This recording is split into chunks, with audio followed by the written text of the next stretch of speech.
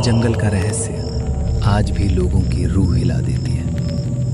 न जाने कितने सालों से रात छुपाए बैठी रहती है। कई जंगल तो जंगल ही लगता है, लेकिन कई जंगल एक डरावनी जगह बन जाती है। ऐसी ऐसी घटना होती है, लोगों को सोचने पे मजबूर कर देती है। घने जंगल का नाम सुनते ही कई लोगों की तो बोलती बंद हो जाती है। लोग सोच में डूब जाते हैं, कैसा होगा, क्या होगा। यही सब बातें सोचते हुए तीन दोस्त जंगल के रास्ते गांव पहुंचने का इंतजार कर रहे थे। रात ज्यादा हो चुका था। ठहरने के लिए न तो कोई वहां था, न ही झोंपड़ी या घर दिख रहा था। रात भी तेजी से अंधेरे में समा रहा था। जंगल से अजीबोगरीब आवाजें लोगों को और डरा रही थी।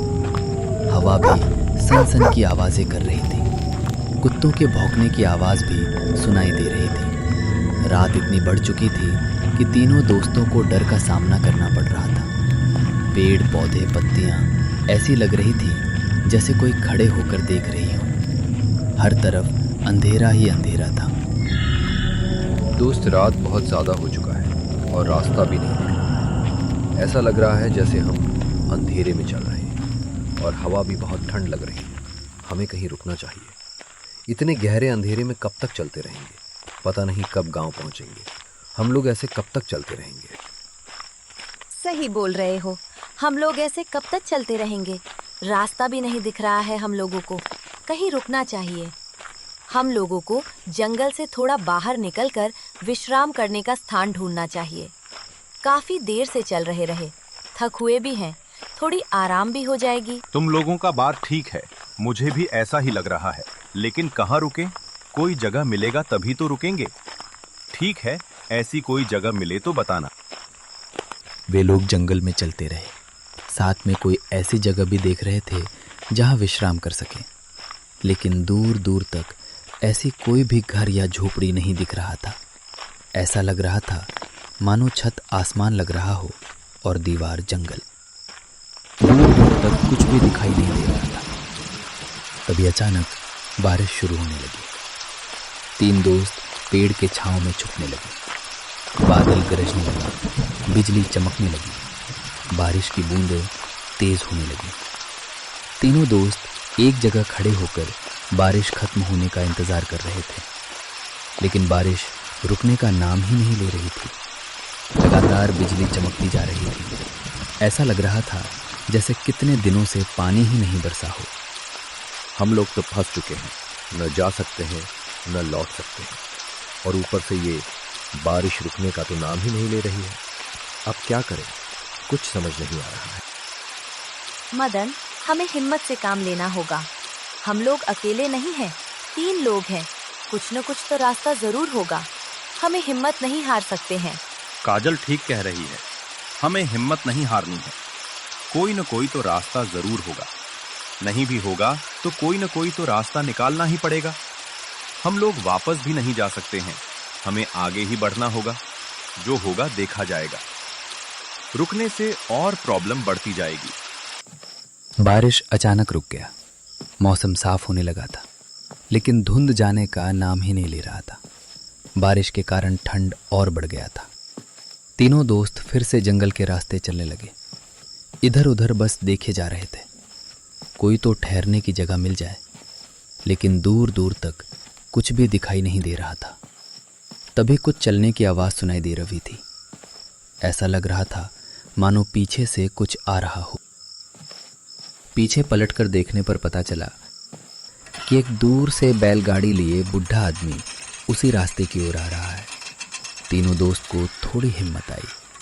तभी दीपक ने बैलगाड़ी को इशारे से रोकने को कहा। बैलगाड़ी रुक गई। दादाजी बैलगाड़ी से उतरकर बच्चों के पास पहुंचे। बेटा, तुम सब इतनी रात को यहाँ क्या कर रहे हो?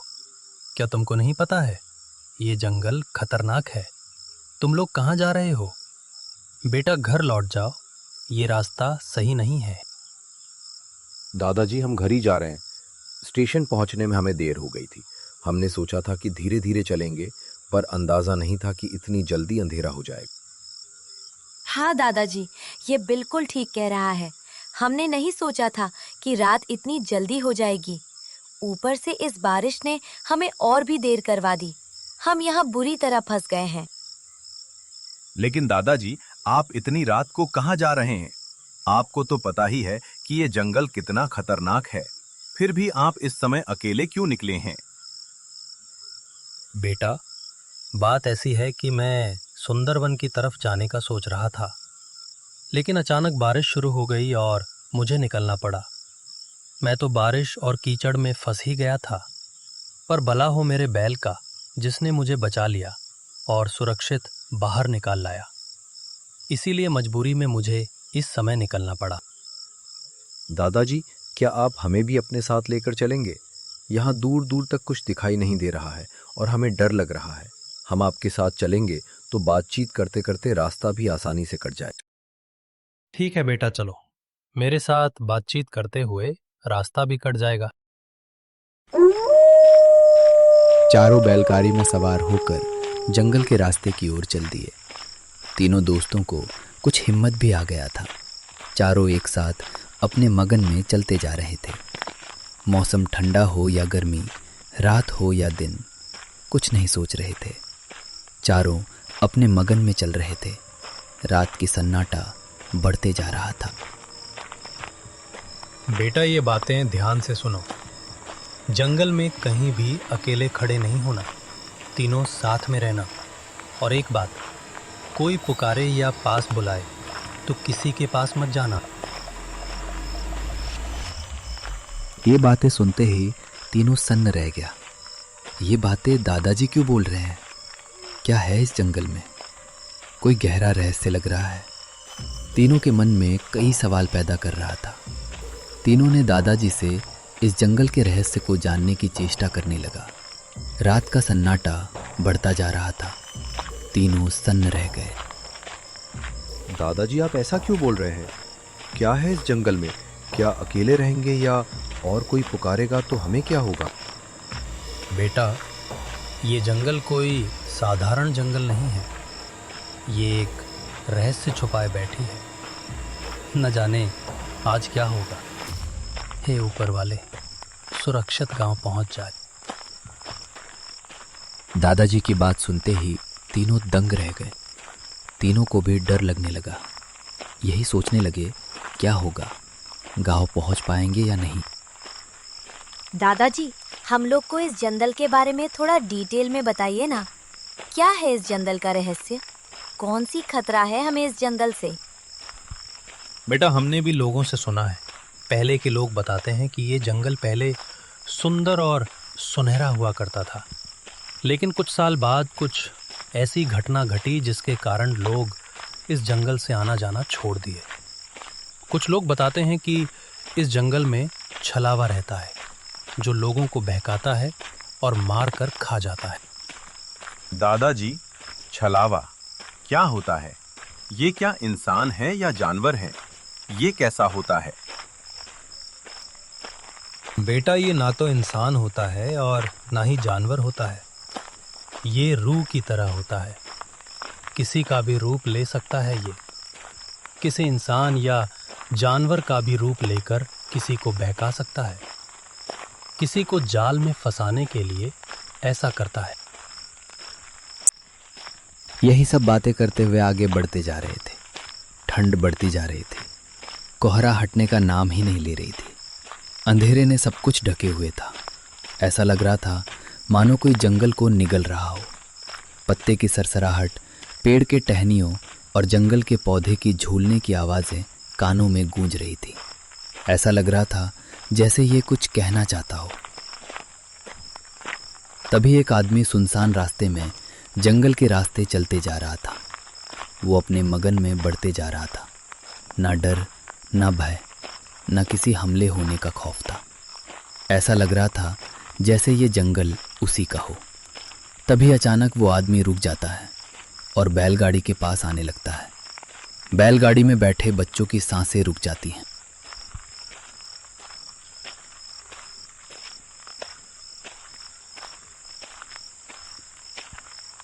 तुम सब कहाँ जा रहे हो इतनी रात को? क्या तुम लोगों को नहीं पता है इस जंगल के बारे में? तुम लोग नए हो क्या? बात ऐसी है कि बारिश के कारण हमें निकलना पड़ गया। ठहरने का जगह नहीं मिला तो सोचा घर ही चलते हैं। वैसे आप कौन हैं और इतनी रात को आप इस जंगल में क्या कर रहे हैं? आपको इस जंगल के बारे में नहीं पता है? पता है, सब पता है। ये जंगल मेरी ही है और मैं इसी जंगल में रहती हूँ। इस जंगल का पहरेदार हूँ। आप यहाँ से चले जाइए, नहीं तो दुर्घटना हो जाएगा आपके साथ। हाँ, और एक बात, आगे से छोटी वाली पगडंडी पकड़ कर जाना। वो रास्ता सुरक्षित है, लेकिन ध्यान से जाना। ये जंगल बहुत भयानक है। सीधा चलते रहना, कहीं रुकने का सोचना भी मत, नहीं तो तुम सब मारे जाओगे। ये बात बोलकर आदमी सीधा चलने लगता है। न इधर देखता है न उधर देखता है, एकदम सीधे देखते हुए आगे चलते जाता है। दादाजी भी बैलगाड़ी लेकर सीधा चलने लगते हैं। मन में यही सोचते रहते हैं कि उसने कहा कि छोटी पगडंडी पकड़कर जाना, क्या वो सही बोल रहा था या गलत? ये समझ ही नहीं आ रहा था। कुछ देर सोचते हुए दादाजी उसी रास्ते को पकड़कर चलने लगते हैं। रास्ता काफ़ी पतला था और ऊबड़ खाबड़ भी था। बैलगाड़ी धीरे धीरे चलने लगी थी। दादाजी, वो आदमी कौन था? क्या आप उनको पहचानते थे? नहीं बेटा, पता ना कौन था। जो भी होगा अच्छा ही होगा। वो हमें रास्ता तो बता ही दिया, लेकिन वो रात में यहाँ क्या कर रहा था? कहीं वो छलावा तो नहीं था? लेकिन वो हमें रास्ता क्यों बताएगा? वो हमें क्षति भी तो पहुंचा सकता था। खैर, जो भी हो। ये सब बातें सोचते हुए बैलगाड़ी को ऊबड़ खाबड़ के रास्ते से चलते जाते हैं। दादाजी, आप क्या करते हैं? कौन सा काम करते हैं? बेटा, हम खेती बाड़ी और पशु पालते हैं। ये सब अनाज को शहर में बेचकर घर परिवार को चलाते हैं। यही मेरा गुजारा है। मेरे पिताजी के गुजरने के बाद घर की सारी जिम्मेदारी मेरे ऊपर ही आ गया था। तब से मैं इसी से गुजारा करता हूँ। तभी एक चाय की दुकान दिखाई देता है। दादाजी बैलगाड़ी रोक देते हैं।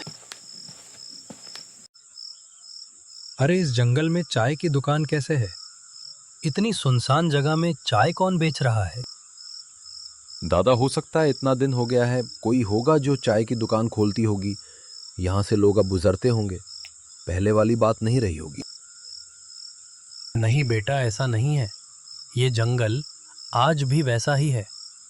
आज के डेट में भी इस जंगल के रास्ते से कोई नहीं जाता है। खैर, छोड़ो ये सब बातें। चलते हैं चाय पीने, थोड़ा मन फ्रेश हो जाएगा। चारों चाय की दुकान पर जाने लगते हैं, लेकिन दादाजी के मन में कुछ सवाल अटक रहा था। क्या भाई, जरा 4 कप चाय पिलाओ। जी दादाजी, अभी लाते हैं। 10 मिनट रुकिए, गर्मा गर्म बन जाएगा। चारों चाय की चुस्की ले रहे थे और बातें भी कर रहे थे। ये लोग एक दूसरे से अपनी अपनी बातें शेयर कर रहे थे। बाबू, ये दुकान तुम कब से लगा रहे हो? पहले तो यहाँ कुछ भी नहीं था और तुम इतनी रात तक दुकान खोले हुए हो। तुम कहाँ के रहने वाले हो? दादाजी, कुछ महीने पहले खोले हैं। यहाँ रात में भी कुछ अजनबी आते रहते हैं, इसीलिए इतनी रात तक खोले रहते हैं। हम पास ही वे गांव में रहते हैं। बेटा, हमने तुमको पहले कभी देखा नहीं है। हम भी तो पास वाले गांव से ही हैं। तुम किसके यहाँ के हो? अपने बाबूजी का नाम बताओ तो। क्या नाम है उनका? चाय वाला कुछ नहीं बोलता है, बस देखे जा रहा था। ऐसा लग रहा था जैसे वो कोई राज छुपाए बैठा हो। न हंस रहा था न रो रहा था, बस एक ही जगह देखे जा रहा था। ऐसा लग रहा था वो किसी का इंतजार कर रहा हो। उसकी आंखें भी कुछ अजीब तरह की थीं। ऐसा लग रहा था मानो वो इंसान हो ही ना। तभी वही जंगल वाला आदमी आ जाता है। अरे भाई, आप तो उस जंगल के रास्ते में मिले थे, फिर इतनी जल्दी यहाँ कैसे आ गए? हाँ दादाजी, ये तो वही आदमी है, लेकिन इतनी जल्दी यहाँ कैसे आ गया? सब देखकर चौंक गए। ये कैसे हो सकता है? वो रास्ते में बहुत पीछे छूट गया था और इतनी जल्दी अचानक से यहाँ आ गया। ये सब देखकर कुछ अजीब सा लग रहा था। तभी दादाजी सबको इशारे से कुछ बोलते हैं। तुम सब यहाँ से चले जाओ, नहीं तो तुम सब मारे जाओगे। ये जंगल तुम्हारे लिए नहीं है। दादाजी सबको बैलगाड़ी में बैठाते हैं और वहाँ से लेकर चलने लगते हैं। डर इतना था कि मानो पैरों तले जमीन खिसक गई हो। न जाने आगे क्या होगा। यही सब बातें मन में सोच रहे थे, बैलगाड़ी को तेजी से भगाने लगे थे। अचानक मौसम में धुंध छा रही थी। चारों तरफ धुंध ही धुंध लग रहा था। तभी बैलगाड़ी के सामने से एक परछाई गुजरी। ऐसा लग रहा था जैसे वो परछाई हमें पीछा कर रही हो। दादाजी, वो परछाई कैसा था? दादाजी, कहीं वो हमला हुई तो हम लोग क्या करेंगे? वो तो हम लोग को मार देगा।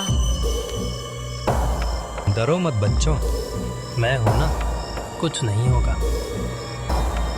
जंगल से जानवरों की अजीबोगरीब आवाजें सुनाई दे रही थी। कुत्तों के भौंकने की भी आवाजें साफ साफ सुनाई दे रही थी। कुत्तों के भौंकने का मतलब है कोई अदृश्य है जो हमें दिखाई नहीं दे रही है। तभी अचानक एक लाल साड़ी पहनी औरत आ जाती है। ऐसी लग रही थी जैसे कई वर्षों से खून की प्यासी हो। दादाजी अचानक बैलगाड़ी रोक देते हैं। हट जाओ मेरे रास्ते से, नहीं तो तुम्हारे साथ बुरा हो जाएगा। मेरे रास्ते में मत आओ, मुझे जाने दो। मैं तुम्हारे रास्ते में नहीं, तुम मेरे रास्ते में आए हो, क्योंकि अब मैं तुम सबको नहीं छोड़ूंगी, तुम सबको मार डालूंगी। तभी अचानक वो गायब हो जाती है और दादाजी बैलगाड़ी को लेकर बढ़ने लगते हैं। न दाएं न बाएं न पीछे, सीधा आगे की ओर तेजी से बैलगाड़ी को भगाते रहते हैं और गांव के रास्ते में पहुंच जाते हैं। दादाजी, वो छलावा गायब कैसे हो गया?